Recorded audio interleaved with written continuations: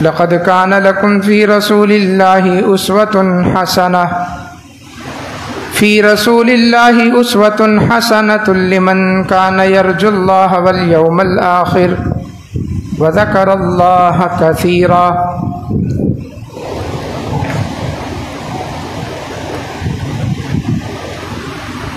ایک مسلمان کو اپنے اندر بہت زیادہ برداشت پیدا کرنی چاہیے۔ مسلمان برداشت والا ہوتا ہے، لوگوں کی باتیں سن کر، ان کی گالیاں سن کر، نازیبا گفتگو سن کر برداشت کر لینا، یہ غیرت کے منافی نہیں ہے، بلکہ رسول اللہ صلی اللہ علیہ وسلم کی سنت ہے۔ فی زمانہ برداشت ختم ہو گیا ہے لوگوں سے، مذہبی طور پر بھی، سیاسی طور پر بھی لوگ کسی کی کوئی بات برداشت نہیں کرتے۔ ایک مسلمان کا اصل امتحان تو یہی ہے کہ آپ ایک موقف پر ہیں، سامنے والا کسی اور موقف پر ہے، آپ اس کی بات سنیں اور برداشت کریں۔ آپ برحق ہیں تب بھی لوگوں کی باتیں سن کر برداشت کر لینا اور کوئی جواب نہ دینا، یہ نبی اکرم صلی اللہ علیہ وسلم کی سنت ہے۔ صحیح بخاری کے اندر یہ حدیث موجود ہے کہ ایک بار سیدنا سعد بن عبادہ رضی اللہ تعالی عنہ انہوں نے یہ بات کہی اپنے ساتھیوں کے درمیان کہ اگر میں گھر میں جاؤں اور اپنی بیوی کو کسی غیر مرد کے ساتھ دیکھوں کہ میرے گھر میں کوئی غیر مرد موجود ہے میری بیوی کے ساتھ، تو تلوار نیام سے نکال کر کہنے لگے کہ یہ تلوار میں ان کے خون سے رنگین کر دوں گا، دونوں کو مار دوں گا، دونوں کا سر قلم کر دوں گا۔ یہ ان کی غیرت تھی، اور واقعتاً یہ چیز ہر انسان کے اندر ہونی چاہیے کہ وہ اپنے گھر کے اندر بغیرتی برداشت نہ کرے۔ تو سعد بن عبادہ کی یہ بات اللہ کے نبی صلی اللہ علیہ وسلم تک پہنچ گئی۔ سعد بن عبادہ انصار کے رئیس تھے، انصار میں ان کا وہی مقام تھا جو مہاجرین میں سیدنا ابو بکر صدیق کا مقام ہے۔ سعد بن عبادہ اور سعد ابن معاذ، یہ دونوں انصار کے ابو بکر اور عمر تھے، اس قدر بلند درجے پر فائز۔ تو سعد کی یہ بات اللہ کے نبی تک پہنچی، اور پہنچی اس انداز سے کہ لوگ تعجب کر رہے تھے کہ یہ کیا بات کہی سعد بن عبادہ نے۔ تو نبی اکرم صلی اللہ علیہ وسلم نے فرمایا کہ اتعجبون من غیرت سعد، تمہیں سعد کی غیرت پر تعجب ہو رہا ہے؟ تعجب کرنے کی تو کوئی بات ہی نہیں، یہ تو واقعتاً غیرت والی چیز ہے کہ انسان اپنی اہلیہ، اپنے گھر، اپنے بچوں کے ساتھ کسی غیر محرم کو برداشت نہ کرے۔ کوئی گھر میں اس کے غیر محرم مرد اس کی اجازت کے بغیر نہیں آ سکتا۔ تو فرمایا یہ سعد کی غیرت ہے، اور تم سعد کی غیرت پر تعجب کر رہے ہو۔ واللہ انا اغیر من سعد، اللہ کی قسم میں تو سعد سے زیادہ غیرت مند ہوں، میں تو سعد سے زیادہ غیرت مند ہوں۔ واللہ اغیر منی، اور میرا رب اللہ مجھ سے زیادہ غیرت مند ہے۔ اس کا مطلب ہے کہ اس کائنات میں سب سے زیادہ غیرت اللہ کو ہے، اور اللہ کے بعد سب سے زیادہ غیرت محمد الرسول اللہ صلی اللہ علیہ وسلم۔ لیکن اللہ کی غیرت اور رسول اللہ صلی اللہ علیہ وسلم کی غیرت، اللہ بھی صبر کرتا ہے، برداشت کرتا ہے، اور اللہ کے نبی صلی اللہ علیہ وسلم نے بھی صبر کیا اور برداشت کی۔ غیرت کے منافی نہیں۔ نبی اکرم صلی اللہ علیہ وسلم کی حدیث ہے کہ ما احد اصبر علی اذن یسمعہ من اللہ عز وجل، اللہ سے بڑھ کر تکلیفوں پر، ایذا رسانیوں پر صبر کرنے والا کوئی نہیں، اللہ سے بڑھ کر۔ لوگ اللہ کا کھاتے ہیں، اللہ کا دیا ہوا پہنتے ہیں، اللہ کی دھرتی پر رہتے ہیں، اللہ تعالیٰ کے دیے ہوئے ٹھنڈے میٹھے سائے میں زندگی بسر کرتے ہیں، لیکن پھر بھی فرمایا اللہ کو گالیاں دیتے ہیں کہ فلاں اللہ کا بیٹا ہے، فلاں اللہ کی بیٹی ہے، فلاں اللہ کی نعوذ باللہ بیوی ہے۔ لوگوں کو، مخلوق کو اللہ کا شریک بناتے ہیں۔ اللہ کے ساتھ شرک کرنا گویا اللہ کو گالی دینا۔ جب اللہ نے کسی کو اپنے جیسا بنایا ہی نہیں، اللہ نے اپنے جیسے اختیارات کسی کو دیے ہی نہیں، اللہ نے نہ اپنا کوئی رشتہ دار بنایا اور نہ ہی اللہ نے بیوی بچے بنائے، جب اللہ تبارک و تعالیٰ نے یہ سلسلہ رکھا ہی نہیں ہے تو اب اس سے بڑھ کر گالی کیا ہوگی کہ کوئی کہے کہ فلاں اللہ کا بیٹا ہے اور فلاں اللہ کی بیوی، یا فلاں اللہ کا محبوب ہے، اتنا محبوب ہے، اتنا چہیتا ہے، اتنا اللہ کا پسندیدہ ہے کہ اللہ اس کی بات ٹالتا ہی نہیں، تو یہ اللہ کے لیے کسی گالی سے کم نہیں۔ فلاں لوگ اللہ کو گالیاں دیتے ہیں، اللہ کی اولاد ثابت کرتے ہیں، اللہ کی بیوی بچے بناتے ہیں، لیکن پھر بھی ثم یعافیہم ویرزقہم، پھر بھی اللہ ان کو معاف کر رہا ہے، ان کو رزق دے رہا ہے۔ یہ اللہ کی برداشت، وگرنہ اللہ پلک جھپکتے ہی ملیا میٹ کر کے رکھ دے۔ وَلَوْ يُؤَاخِذُ اللَّهُ النَّاسَ بِمَا كَسَبُوا مَا تَرَكَ عَلَىٰ ظَهْرِهَا مِن دَابَّةٍ، اللہ پکڑنے پہ آئے لوگوں کی غلطیوں پر تو فرمایا کہ پھر اس زمین پر تمہیں کوئی چلتا ہوا نظر نہیں آئے، ادھر اس نے غلطی کی ادھر ہی اللہ تعالیٰ اس کو ملیا میٹ کر دے گا۔ پکڑنے پہ آئے تو پلک جھپکتے ہی لفظ کن کہہ کے پوری کائنات کو ملیا میٹ کر کے رکھ دے۔ یہ اللہ تبارک و تعالیٰ کی طاقت ہے، اللہ کو اس کا اختیار ہے، اللہ کو کسی سے مشورہ نہیں کرنا، اللہ جو چاہے کر دے۔ لیکن پھر بھی اللہ تعالیٰ کیا کر رہا ہے؟ اللہ معاف کر رہا ہے، لوگوں کو رزق دے رہا ہے، اور غیرت مند سب سے زیادہ ہے۔ تو گویا معاف کر دینا، لوگوں کی بات برداشت کرنا، یہ غیرت کے منافی نہیں۔ اللہ کے نبی صلی اللہ علیہ وسلم سب سے زیادہ غیرت مند، ہمیں بڑا غصہ آ جاتا ہے، ہمارا خون نعوذ باللہ اللہ کے نبی سے زیادہ غیرت والا ہے، ہمیں زیادہ خون جوش مارتا ہے، گرمی کرتا ہے، جبکہ اللہ کے نبی کی سنتیں زندگی کے ہر معاملات کے لیے ہیں، صرف نماز میں نہیں، صرف زکوٰۃ ادا کرتے ہوئے نہیں، صرف روزہ رکھتے ہوئے اور حج کرتے ہوئے نہیں، زندگی کے ہر معاملے میں رسول اللہ صلی اللہ علیہ وسلم کی سنتیں ہمارے لیے اسوہ حسنہ ہے۔ اصل مومن تو وہ ہے جو عبادات کے ساتھ معاملات کے اندر بھی کھڑا ہے، جس کے پاس عبادات ہیں، روزے ہیں، نمازیں ہیں، حج ہے، زکاتیں ہیں، جہاد ہے، لیکن معاملات درست نہیں ہیں، لوگ اس سے خوش نہیں ہیں، لوگ اس سے تنگ ہیں، لوگ اس کی گالیوں سے تنگ ہیں، ایذا رسانیوں سے تنگ ہیں، تو یہ ساری عبادتیں اس کی مٹی میں جائیں گی، کسی کام کی نہیں۔ عبادات کے ساتھ معاملات کا بھی انسان کو درست ہونا چاہیے، اور معاملات میں یہ ہے کہ آپ اچھے طریقے سے لوگوں سے ملیں، لوگوں کے ساتھ میل جول رکھیں، ملاپ رکھیں، لیکن ان کی باتوں پر صبر کریں، اس لیے کہ کئی قسم کے لوگ آ سکتے ہیں جن سے آپ کا سابقہ پڑے گا، اور اس کی مثال اور وہ مثالیں اللہ کے نبی صلی اللہ علیہ وسلم کی زندگی سے ملیں گی کہ اللہ کے نبی صلی اللہ علیہ وسلم کے ساتھ کس طرح کے لوگ آتے تھے، پیش ہوتے تھے۔ اللہ کے نبی کو اپنوں نے بھی تنگ کیا، غیروں نے بھی تنگ کیا، اللہ کے نبی کو پڑھے لکھے لوگوں نے بھی تنگ کیا، اللہ کے نبی کو ان پڑھ جاہل گواروں نے بھی تنگ کیا، لیکن رسول اللہ صلی اللہ علیہ وسلم نے برداشت کیا۔ یہ اللہ کے نبی کا حوصلہ تھا، اللہ کے نبی برداشت کرتے تھے، وگرنہ آپ خود بھی جواب دے سکتے تھے، اللہ کے نبی خود بھی اٹھ کر اسی وقت اس کو سزا دے سکتے تھے، آپ سب سے بہادر انسان تھے، اللہ کے نبی کے سامنے بڑے بڑے بہادروں کا پیتا پانی ہو جاتا تھا، آپ خود بھی جواب دے سکتے تھے۔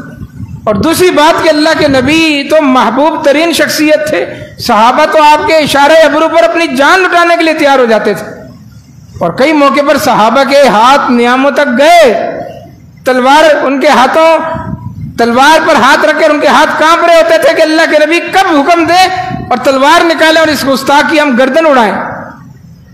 اللہ کے نبی کا اشارہ ہوتا تھا کہ نہیں، صبر کرو۔ جب تک آپ کے اندر صبر نہیں ہے، برداشت نہیں ہے، کیسے آپ معاشرے کے اندر رہ سکتے ہیں؟ میرے اندر برداشت نہیں ہے، آپ کے اندر برداشت نہیں، باپ کے اندر برداشت نہیں، بیٹے کے اندر برداشت نہیں، تو گھر جہنم بن جاتا ہے۔ کسی ایک کو تو خاموش ہونا ہے، کسی ایک کو تو برداشت کرنا ہے، اور جب یہ سب برداشت کریں گے، سب خاموش ہو جائیں گے، تو پھر تو ہر طرف صلح و آشتی کا دور ہوگا، صلح صفائی کا دور ہوگا۔ تو اللہ کے نبی کی مثال سامنے رکھیں۔ اللہ کی مثال میں نے دے دی کہ سب سے زیادہ غیرت والا اللہ ہے، لیکن پھر بھی کیا کرتا اللہ؟ معاف کر دیتا ہے، برداشت کر رہا ہے۔ اللہ کے نبی صلی اللہ علیہ وسلم کو اپنوں نے تنگ کیا۔ آپ مکہ کے واقعات پڑھیں، رونگٹے کھڑے ہو جاتے ہیں۔ 13.5 سال جو زندگی ہے جو اللہ کے نبی نے وہاں گزاری ہے، ایسے ٹارچر سیل کے اندر زندگی گزاری ہے کہ جہاں اللہ کے نبی اور آپ کے صحابہ کو دن رات ذہنی اور جسمانی تکلیفیں پہنچائی جا رہی، لیکن وہ دور ہمیں نظر نہیں آ رہا، اللہ کے نبی کا وہ حوصلہ نظر نہیں آ رہا، وہ برداشت نظر نہیں آ رہی کہ اللہ کے نبی کیسے برداشت کر رہے۔ آپ سجدے کی حالت میں ہیں، صحیح بخاری کی حدیث، اور اونٹ کی اوجڑی غلاظت سے بھری ہوئی، وہ آپ کے ہی رشتہ داروں نے، کوئی آپ کا بھتیجا ہے، کوئی اللہ کے نبی صلی اللہ علیہ وسلم کے کزن ہے، آپ کے ہی خاندان کے وہ قریشی ہاشمی، ان لوگوں نے وہ گندی اوجڑی لا کر آپ کی پیٹھ پر رکھ دی ہے سجدے کی حالت۔ بتائیں اس سے بڑی تکلیف کیا ہو؟ اور اللہ کے نبی سر نہیں اٹھا رہے کہ غلاظت سے بھری ہوئی اوجڑی آپ کی پیٹھ پر ہے۔ ننھی سیدہ فاطمہ الزہرا رضی اللہ تعالیٰ عنہ کسی طرح گھر سے باہر نکلی، انہوں نے یہ منظر دیکھا، آ کر ہٹایا آپ کی۔ اللہ کے نبی صلی اللہ علیہ وسلم کو تکلیفیں دیکھیں۔ یہ آپ کا چچا ہے سگا ابو لہب سگا چچا ہے، طارق بن عبداللہ المحاربی رضی اللہ تعالیٰ عنہ۔ وہ کہتے ہیں کہ اسلام لانے سے پہلے میں منڈی گیا، ذوالمجار، اوکاز، یہ منڈیاں تھی، بازار تھے مکہ کے، جہاں لوگ اپنا مال مویشی سامان لا کر بیچتے تھے، اوکاز کے نام سے اور ذوالمجار کے نام سے۔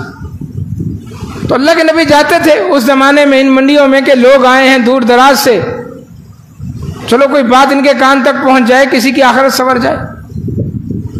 تو طارق بن عبداللہ کہتے ہیں کہ میں نے دیکھا منظر، میں نہیں جانتا تھا کہ یہ کون ہے، لیکن دیکھا کہ ایک نوجوان ہے جو کہہ رہا ہے کہ ایھا الناس قولوا لا الہ الا اللہ تفلحون، لوگوں لا الہ الا اللہ پڑھ لو تم کامیاب ہو جاؤ گے۔ اور اس کے پیچھے ایک بوڑھا سا ہے، خوش شکل ہے، خوبصورت ہے، وہ پتھر اٹھا اٹھا کر اس کو مار رہا اور کہہ رہا ہے لوگوں اس کی بات مت ماننا، یہ میرا بھتیجا ہے اور پاگل ہے، نعوذ باللہ، پاگل ہے۔ یہ آپ کا سگا چچا ہے ابو لہب، جو اللہ کے نبی کو بازار کے اندر بھی نہیں چھوڑ۔ یہ اپنوں کی تکلیف ہے۔ بتلائیں اس پورے زمانے میں 13.5 سالہ دور میں اللہ کے نبی نے کسی اپنے ایک کو گریبان سے پکڑا کہ تم مجھے تنگ کرتا ہے، یا کسی کے ذریعے اس کو آپ نے دھمکیاں دلوائی ہوں کہ تم مجھے تنگ کرتے ہو، ہمارے نبی کو تنگ کرتے ہو۔ اللہ کے نبی سب کی تکلیفیں برداشت کر رہے ہیں۔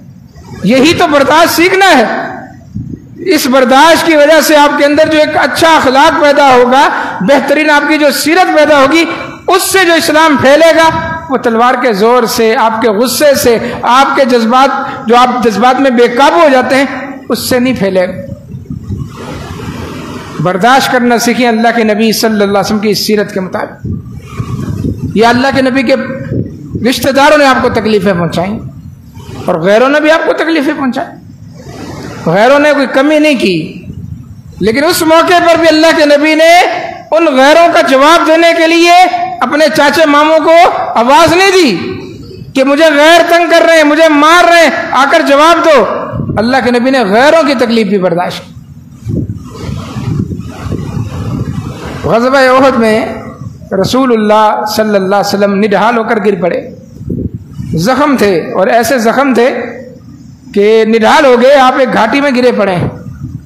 بعض روایات میں آپ کا جو خود تھا وہ سر میں گھسا ہوا تھا اور دندان آپ کا شہید ہو گیا تھا، کسی نے اس طرح ضرب ماری تھی کہ آپ کا دانت جو ہے وہ شہید ہو چکا، آپ کے سر سے خون نکل رہا ہے، آپ کے جسم سے خون نکل رہا ہے۔ ام المومنین سیدہ عائشہ صدیقہ طیبہ طاہرہ رضی اللہ تعالیٰ عنہ، انہوں نے اللہ کے نبی سے پوچھا تھا کہ اللہ کے نبی یقیناً یہ دن بڑا سخت ہوگا، آپ کی حیات طیبہ میں یہ دن بڑا سخت تھا کہ آپ زخموں سے چور ایک گھاٹی میں گرے پڑے ہیں، یقیناً یہ دن آپ کی زندگی کا سخت ترین دن ہوگا۔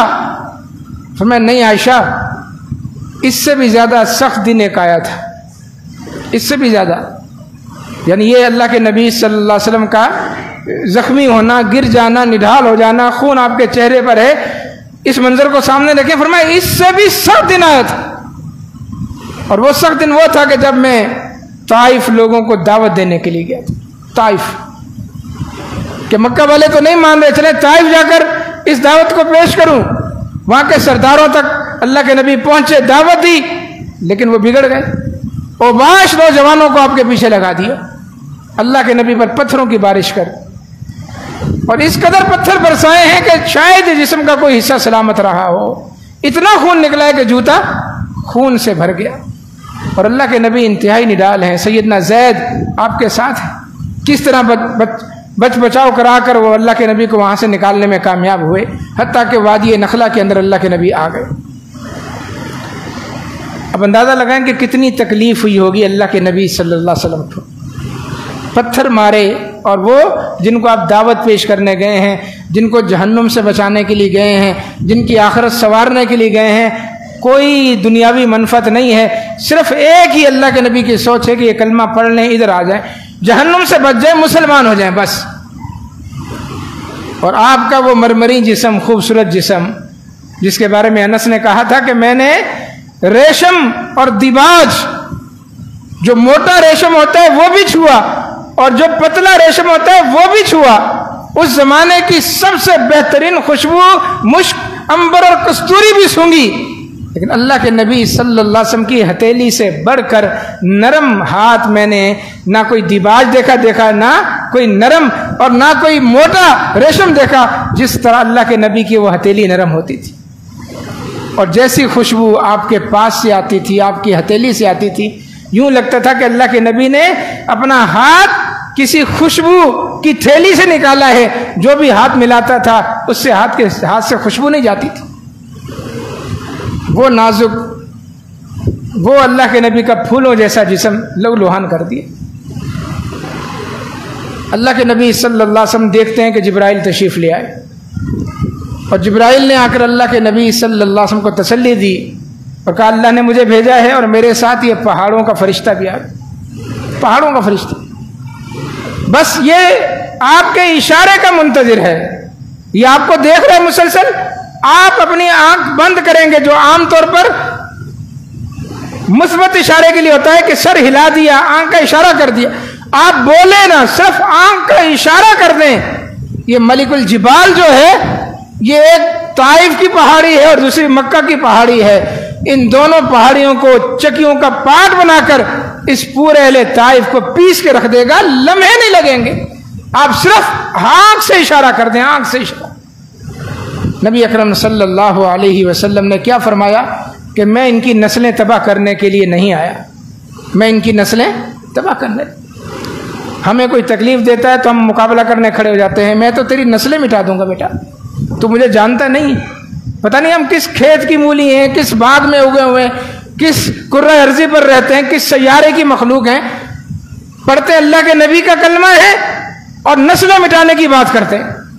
اللہ کے نبی فرمایا میں نسلیں مٹانے نہیں آیا، مجھے اللہ سے امید ہے یہ لوگ کلمہ نہیں پڑھتے، نہ پڑھیں، لیکن ان کی نسلیں کلمہ پڑھیں، ایسے لوگ پیدا ہوں گے جو میری نبوت پر ایمان لائیں گے، مجھے سچا نبی مانیں گے۔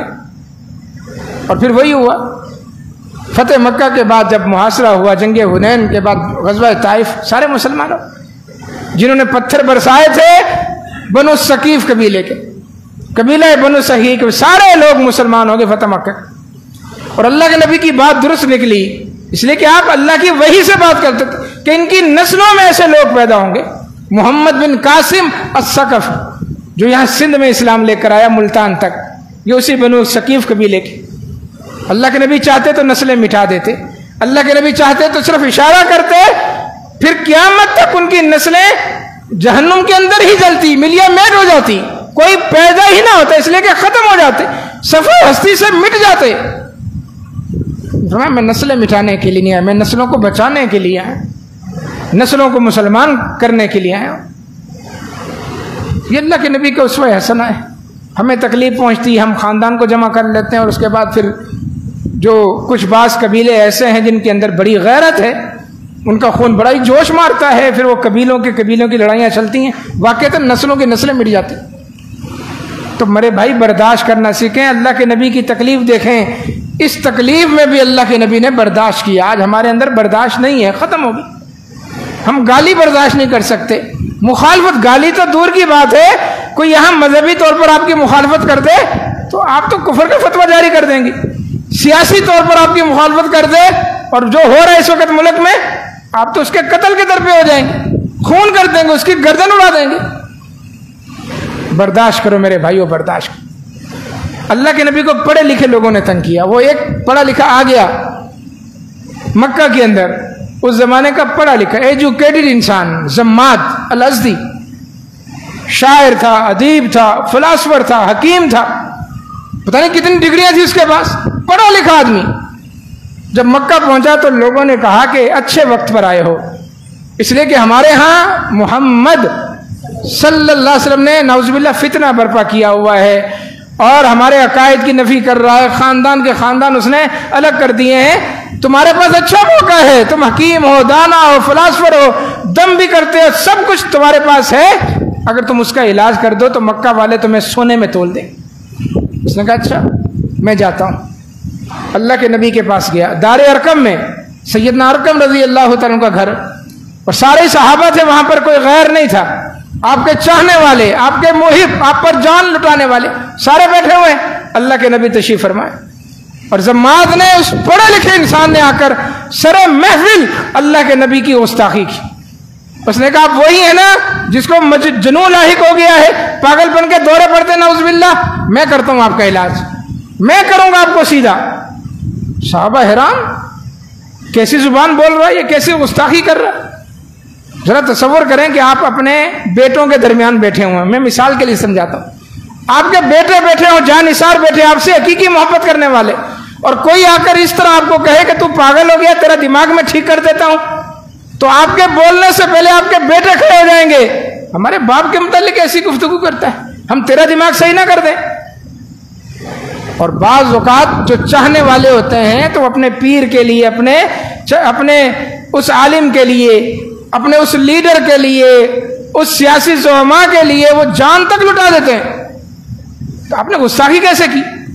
صحابہ کو اللہ کے نبی نے خاموش رہنے کا اشارہ کیا، اس کی اس گستاخی پر نہ خود جواب دیا، نہ صحابہ سے کہا اس کو جواب دو، فرمایا میری بات سنو، تم میرا علاج کرنے آئے ہو، سنو، ان الحمد للہ نحمده ونستعینه ونستغفره ونعوذ باللہ من شرور انفسنا ومن سیئات اعمالنا۔ یہ خطبہ اللہ کے نبی نے پڑھنا شروع کر دیا۔ اب یہ قرآن میں تو نہیں ہے خطبہ، یہ اللہ کے نبی کی حدیث ہے، آپ کی بات ہے۔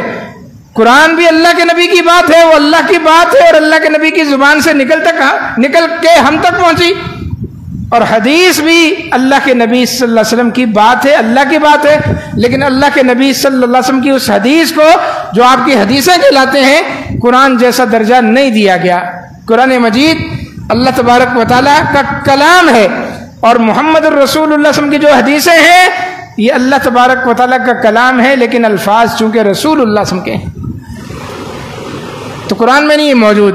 خطبہ ہے، مختلف الفاظ ہو سکتے ہیں، نحمدہ، نستعین کے بھی الفاظ ہیں، لیکن اس طرح یہ جامعیت کے ساتھ ایک ایک لفظ جو خطبے کا اللہ کے نبی نے پڑھا ہے، یہ پورا خطبہ حدیث میں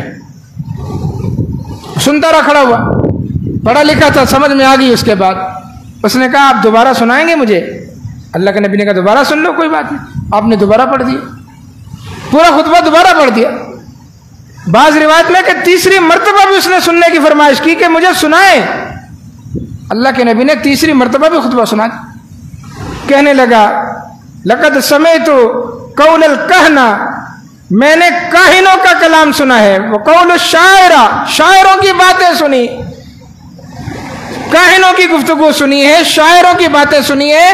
اور بعض روایات میں کہ اس نے کہا کہ مجھے نہیں معلوم کہ جہاں جہاں کوئی علم کی مجلس لگتی ہے اور میں وہاں حاضر نہ ہوا ہوں، مجلسوں کے اندر گیا ہوں، علم حاصل کیا ہے بڑے بڑے شاعروں سے، ادیبوں سے، فلاسفروں سے، لیکن جو بات آپ نے کہی ہے، جو کلمات آپ کی زبان سے نکلے ہیں، یہ کہیں نہیں میں نے سنے۔ آپ کے ان کلمات نے گویا مجھے سمندر کی گہرائیوں میں جا کر پھینک دیا. ہاتھ ہی ادا کا اوبائیو کر اسلام، اپنا ہاتھ آگے کریں تاکہ آپ کے ہاتھ پہ ہاتھ رکھ کر میں اسلام قبول کر لوں. آیا تھا اللہ کے نبی صلی اللہ علیہ وسلم کو ٹھیک کرنے، اور اللہ کے نبی نے اس کو ٹھیک کر دیا.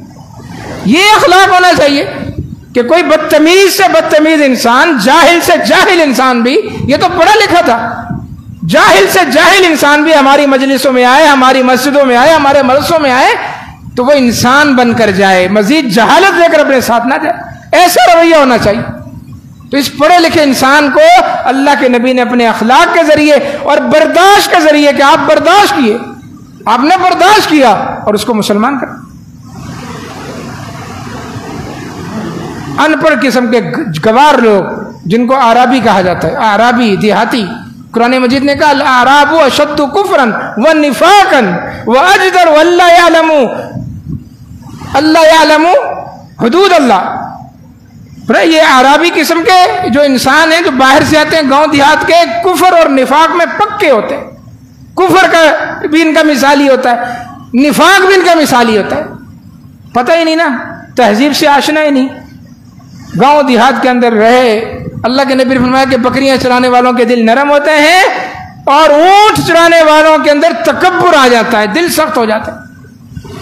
تو زیادہ تر بدو عربی اونٹ چراتے تھے، تو عربی قسم کے لوگ آتے تھے. اللہ کے نبی نے ان جاہلوں اور گواروں کی گستاخیاں بھی برداشت کی. پڑھے لکھوں نے بھی تنگ کیا، گواروں نے بھی تنگ کیا، اللہ کے نبی نے برداشت کی. یہ واقعہ تو مشہور ہے نا جو آپ سنتے ہیں کہ وہ ایک عربی آ گیا اور مسجد کے اندر اس نے پیشاب کر دی. اگرچہ صحابہ نے اس موقع پر ڈانٹا، اس کو روکنے کی کوشش کی اور مختلف آوازیں نکلی کہ وہ جاہل کیا کر رہا ہے، وہ بدتمیز کیا کر رہا ہے، وہ گستاخ کیا کر رہا ہے، جیسے ہم کہتے ہیں. اللہ کے نبی نے خاموش کروا دیا. وہ پیشاب سے فارغ ہوا، بلایا اس کو، فرمایا کہ یہ اللہ کی مسجدیں ہیں، اللہ کے پاکیزہ گھر ہیں، یہ گندگی یہاں کرنا جائز نہیں ہے. یہاں ہم نماز پڑھنے آتے ہیں، سجدہ کرنے آتے ہیں، قرآن مجید کی تلاوت کرنے آتے ہیں، ذکر اذکار کرنے آتے ہیں. آئندہ ایسا مت کرنا. پانی کا ایک ڈول لاؤ، صحابہ سے کہا، کچی زمین تھی، پانی کا ایک ڈول بہا دیا. اللہ اکبر، اللہ اکبر، اذان کا وقت ہو گیا، نماز کا وقت ہو گیا. وہ دیکھ رہے، پہلے تو سہم گیا تھا. جیسے ہمارے ہاں کوئی تھوڑی سی بات کہتے مذہبی طور پر تو لوگ مار دیتے، یہ عدم برداشت. کئی واقعات پیش آ چکے ہیں، ریکارڈ پر ہیں، جلا دیتے ہیں لوگ ذرا سے. اور بھائی سنو تو صحیح، وہ کون ہے، اس کو نہیں پتا ہوگا کہ یہ الفاظ تمہارے مذہب کی گستاخی ہو سکتے ہیں. ہاں اگر اس کو پتا ہے، باشعور انسان ہے، تو پھر تمہارا کام نہیں اس کو جلانا ہے، تمہارا کام نہیں اس کو سزا دینا. عدالت میں لے کر جاؤ، قاضی پوچھے گا، جج پوچھے گا، اس کے الفاظ کو تولے گا، ناپے گا، جانچے گا، پھر گستاخی ثابت ہوگی تو وہ سزا دے گا. عدالت کس لیے؟ لیکن نہیں، برداشت نہیں، کیونکہ ہم سب سے بڑے محب وطن بھی ہیں، محب رسول بھی ہیں. ہم سے بڑا کوئی دین کا چاہنے والا ہی نہیں. یہ ہماری حالت ہے کہ اپنے آپ کو آخری لیول پہ رکھا ہوا ہے اور سب ہم سے کم تر ہیں، نیچے ہیں، ایج. ایسا نہ کرو میرے بھائیو، معاشرہ تباہ ہو جائے گا. محبت یگانگت پیدا کرو، دلوں کے اندر جو بغض، کفر، نفاق، حسد پیدا ہو رہا ہے اس کو ختم کرو. اس کے لیے برداشت پیدا کرو. برداشت، سنو، اگنور کر دو. سب سے بہترین جواب یہی ہے.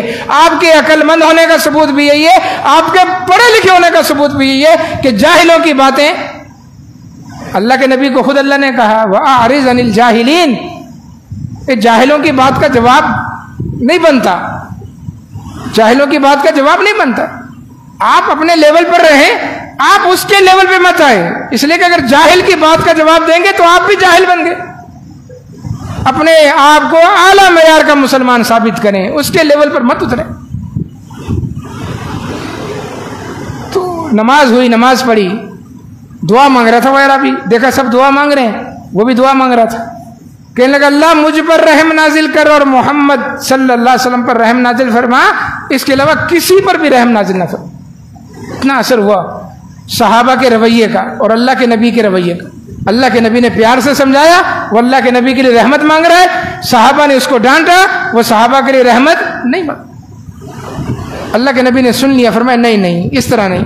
اللہ کی رحمت بہت وسیع ہے، تم نے اللہ کی رحمت کو تنگ کر دیا، ایسا نہ کہو۔ لیکن رویہ دیکھیں تو رویوں کا اثر ہوتا ہے، گفتگو کا اثر ہوتا ہے۔ آپ کیا سمجھتے ہیں کہ آپ نے 2 لفظ کسی کو بول دیے وہ بھول جائے گا؟ پوری زندگی اس کے دماغ میں وہ بات رہتی۔ اب جب جب اس کے سامنے جائیں گے یا جب جب وہ آپ کے سامنے آئے گا وہ الفاظ اس کے دماغ میں گونجیں گے، یہ وہی شخص ہے نا جس نے مجھے ایسا کہا، جس نے مجھے ایسا کہا۔ تو بہرحال اللہ کے نبی صلی اللہ علیہ وسلم کو تنگ کرنے والے بے شمار لوگ تھے، لیکن رسول اللہ صلی اللہ علیہ وسلم کسی کا جواب نہیں دیتے تھے اور برداشت کرتے تھے۔ تو پڑھے لکھے لوگ، اب وہ واقعہ مشہور ہے نا کہ ایک عرابی نے جو چادر کھینچی اللہ کے نبی صلی اللہ علیہ وسلم کی، یہ غزوہ حنین سے واپسی پر مال غنیمت سب سے زیادہ تمام غزوات میں غزوہ حنین پر مال غنیمت ملا، سونا چاندی، اس کے علاوہ غلام 6000 کے قریب تو قیدی ہاتھ آئے، 6000 بہت بڑا مال غنیمت تھا، اللہ کے نبی نے تقسیم کر دیا، خاص طور پر ان لوگوں کو جو نئے مسلمان تھے۔ ایک عربی اللہ کے نبی کو دھکیلتا ہوا مجھے دیں مجھے دیں، اور آپ پیچھے ہٹتے ہٹتے کانٹوں کے اندر، کانٹے دار جھاڑی تھی، وہ کانٹے اللہ کے نبی کے جسم پر پیوست ہو گئے۔ اور بعض روایت میں کہ آپ نے ایک چادر اور رکھی تھی، سخت قسم کی کھردری چادر، اس نے وہ پکڑ کر کھینچی اور کہا اے محمد صلی اللہ علیہ وسلم، اللہ نے جو مال آپ کو دیا مجھے بھی دیں۔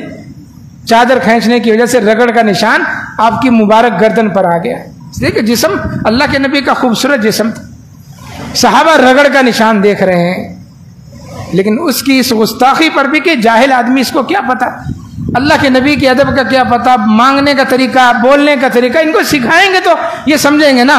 اور واقعتاً جب اللہ کے نبی نے تربیت کی تو وہی بدو، وہی عرابی اس معاشرے کے سب سے بہترین انسان بن گئے، افضل ترین انسان بن گئے، ایسا بہترین ایمان ان کا بن گیا کہ اللہ نے کہا ایسا ایمان لاؤ تو تم کامیاب ہو گئے۔ تو برداشت کریں میرے بھائی، برداشت کریں، جتنا ہو سکتا ہے لوگوں کے رویوں کو برداشت کریں، جواب نہ دیں، اس لیے کہ اصل مسلمان وہی ہے جو اپنی عبادت کے ساتھ، لوگوں کے ساتھ جو اپنے معاملات ہیں ان کو درست رکھے۔ اس زمانے میں سارے لوگ اچھے نہیں تھے اور سارے لوگ برے بھی نہیں تھے۔ اللہ کے نبی کا بہترین زمانہ تھا، خیر القرون قرنی، بہترین زمانہ فرمایا میرا زمانہ ہے، میں موجود ہوں۔ اور بعض روایت میں کہ بہترین لوگ میرے زمانے کے ہیں، لیکن سارے بہترین نہیں تھے۔ مکہ میں مشرک تھے، کون ان کو بہترین کہتا ہے؟ کوئی نہیں کہتا۔ مدینہ میں منافق تھے، کون ان کو بہترین کہتا ہے؟ یہودی تھے، کون ان کو بہترین کہتا ہے؟ مبارک دور میں تھے لیکن اپنے آپ کو مبارک بنا نہ سکے، ایمان لے آتے، کلمہ پڑھ لیتے اور اس سانچے میں جل جاتے جس سانچے میں ابوبکر صدیق عمر فاروق ڈلے تھے، بہترین انسان بن جاتے۔ مدینہ میں لوگ مسلمان ہوئے، کلمہ بھی پڑھ لیا، اللہ کے نبی کے پیچھے نمازیں بھی پڑھنے لگ گئے، کلمہ پڑھنے کے باوجود، آپ کے پیچھے نمازیں پڑھنے کے باوجود، آپ کے ساتھ جہاد کرنے کے باوجود بدترین لوگ رہے، منافق۔ عبداللہ ابن ابی رئیس المنافقین، تو اس کو کوئی اچھا نہیں بولے گا۔ مبارک دور میں تھا، اللہ کے نبی کو دیکھا بھی، کلمہ بھی پڑھا، نمازیں بھی پڑھی، لیکن اپنی طبیعت کو ویسا نہیں بنا سکا، اپنے آپ کو وہ اس ماحول کے اندر نہیں لا سکا جو ماحول اللہ کے نبی صلی اللہ علیہ وسلم صحابہ کو فراہم کر رہے تھے۔ اس ماحول میں ہوتے ہوئے بھی باہر جا کر اللہ کے نبی کی غیبتیں کرتا تھا، اسلام کے خلاف باتیں کرتا تھا، مسلمانوں کے خلاف باتیں کرتا تھا۔ تو اچھے لوگ بھی تھے، برے لوگ بھی تھے۔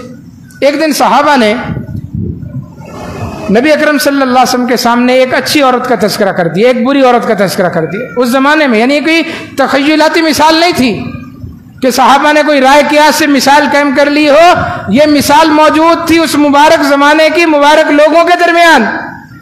کہا یا رسول اللہ، ایک عورت ہے، فرض نمازیں بھی پڑھتی ہے، نفلی بھی پڑھتی ہے، فرض روزے بھی رکھتی ہے، نفلوں کا تو کوئی شمار ہی نہیں، فرض زکوٰۃ بھی دیتی ہے اور صدقہ خیرات بھی کرتی، فرض بھی نفل بھی، عبادت ڈھیر لگا دیا عبادت کا۔ لیکن یا رسول اللہ اس کے اندر ایک خرابی ہے، برائی ہے اس کے اندر، تو بھی جیرا رہا بلسانہا، کہ اپنی زبان سے اپنے پڑوسیوں کو تکلیف پہنچاتی،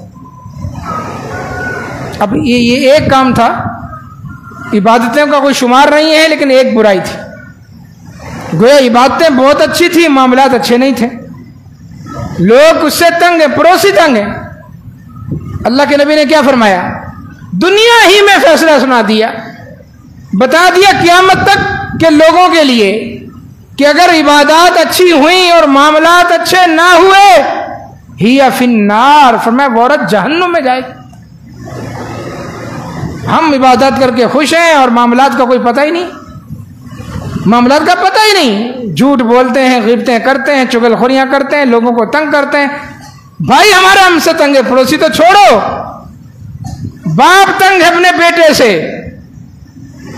رشتہ دار تنگ ہے اپنے رشتہ داروں سے، خاندان میں رشتہ نہیں کر رہے، نہیں یہاں نہیں کرنا ہم نے، خاندان والے اچھے نہیں. ایسا معیار بنا لیا خاندان والوں نے کہ لوگ رشتے کرنے کے لیے تیار نہیں.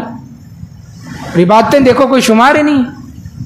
رمضان المبارک میں سارے روزے رکھے الحمدللہ. قرآن مجید 15 قرآن مجید ختم کیے، ورنہ 7 تو کہیں نہیں گئے، ہم 7 ختم کرنے کا رواج. زکوٰۃ دی ہے، نفلی بھی بہت صدقہ خیرات کی. قیام اللیل تو چھوڑا ہی نہیں، تراویح بھی پڑھتے تھے، قیام اللیل بھی کرتے تھے،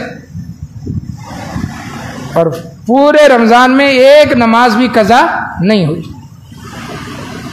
اچھا، قرضہ لیا ہوا فلاں آدمی سے، آپ نے فلاں تاریخ کا وعدہ کیا تھا، دیا اس کو، یار وہ دیکھ لیں گے، کوئی مسئلہ نہیں، وہ کوئی مسئلہ نہیں. قرضہ لیا ہوا ہے، وہ دروازے پہ بھی آتا ہے، بار بار تقاضا بھی کرتا ہے، کہتا نہیں کوئی مسئلہ ہی نہیں ہے. تو آپ کی عبادت کہاں جائے گی؟ اللہ آپ کے قرآن مجید کے ختم دیکھے گا، نمازیں دیکھے گا، تمہارے روزے دیکھے گا، یا اس مسکین کو دیکھے گا جو چل چل کے آتا ہے، اس کی جوتی گھس گئی ہے، پیسے اس کے ہیں، مال اس کا ہے، کمایا اس نے ہے، آپ کو ضرورت تھی اور آپ کی ضرورت پوری کرنے کے لیے اس نے آپ کو پیسے دے دیے ادھار، اب لٹانے کا نام ہی نہیں. اللہ تبارک و تعالیٰ نعوذ باللہ کوئی اندھا بہرا نہیں ہے. اللہ تبارک و تعالیٰ مالک یوم الدین ہے، وہ انصاف کرے گا. ترازو اس لیے بنا رکھا، نیکیاں بھی آپ کی تلیں گی، اور جو لوگوں پر ظلم و زیادتی کی، تنگ کیا، وہ بھی تلے گا، فیصلہ ہو جائے گا. تو اللہ کے نبی نے فرمایا ہی فی النار، وہ عورت جہنمی ہے جس کا پڑوسی اس کی تکلیفوں سے تنگ ہے. صحابہ نے دوسری مثال اسی زمانے کی، مبارک زمانے کی، فرمایا عورت ہے، عورتیں خاص طور پر نوٹ کریں، خاص طور پر سنیں، عورتوں کے اندر ہی برائیاں بڑی ہوتی. آج خاندانوں میں جو لڑائیاں ہوتی ہیں نا، عام طور پر خواتین کے معذرت کے ساتھ خواتین ہی زیادہ لگائی بجھائی کرنے والی ہوتی ہیں، ادھر کی بات ادھر کی بات. یہ موبائل ڈیٹا اتنا آپ کا جلدی ڈیٹا ٹرانسفر نہیں کرتا ہوگا، یہ واٹس ایپ کے ذریعے اتنا جلدی پیغام نہیں پہنچتا ہوگا جتنا یہ خواتین، بعض خواتین، ساری نہیں، بعض خواتین انتہائی برق رفتاری کے ساتھ جو یہ پیغام ادھر سے ادھر کی باتیں ادھر پہنچاتی. اللہ کے نبی نے فرمایا کہ نمام نہیں، رسول اللہ صلی اللہ علیہ وسلم کی حدیث نے، ایک محدث کا قول ہے، یحییٰ بن ابی کثیر رحمہ اللہ کا قول ہے کہ نمام، چغل خور، منٹوں سیکنڈوں کے اندر وہ فساد برپا کر دیتا ہے کہ جادوگر کو 2 سال لگتے. جادوگر، جنتر منتر پڑھنے والا، کوئی کوکب سے آیا ہوا، کوئی بنگال سے آیا ہوا، کالا جادو کرنے والا، اس کو فساد برپا کرنے میں 2 مہینے یا 2 سال جس معاملے میں لگتے ہیں، یہ نمام چغل خور لمحوں کے اندر وہ فساد برپا پیدا کرتا. اتنا اس کا جلدی تعویذ اثر کرتا ہے، اس کی بات اثر کرتی. تو فرمایا اللہ کے نبی وہ عورت ہے، فرض نماز پڑھتی ہے، نوافل اتنا نہیں کرتی، فرض روزے رکھتی ہے، اتنا نوافل نہیں رکھتی، لیکن لوگ بڑے خوش ہیں اس سے. لا توزی جیرارہا بلسانہا، بالکل اس کے برعکس ہے کہ اپنی زبان سے اپنے پڑوسیوں کو تکلیف نہیں پہنچاتی. ہی فی الجنہ، وہ عورت جنتی ہے. بس اسی نگاہ پہ ٹھہرا ہے فیصلہ دل کا. اسی مثال کو سامنے رکھ کر اپنے آپ کو تول لیں، آپ کس پلڑے میں ہیں. نیکیاں کرنے کے باوجود لوگ آپ سے تنگ ہیں، آپ کے اندر برداشت نہیں ہے، یا نیکیاں بھی ہیں اور آپ برداشت بھی کرتے ہیں، لوگ آپ سے خوش ہیں. دنیا ہی میں دوسروں کو چھوڑیں، کوئی فیصلہ نہیں کر سکتا آپ کے بارے میں کہ آپ جنتی ہیں جہنمی ہیں، اور نہ کسی کو یہ حق ہے. یہ حق آپ کو ہے، آپ خود فیصلہ کریں، اپنے دل سے پوچھیں میں جنتی ہوں یا میں جہنمی ہوں، میں کہاں جاؤں گا، خود فیصلہ کر لے۔ اللہ تعالیٰ ہمیں سمجھنے کی، عمل پیرا ہونے کی توفیق عطا فرمائے۔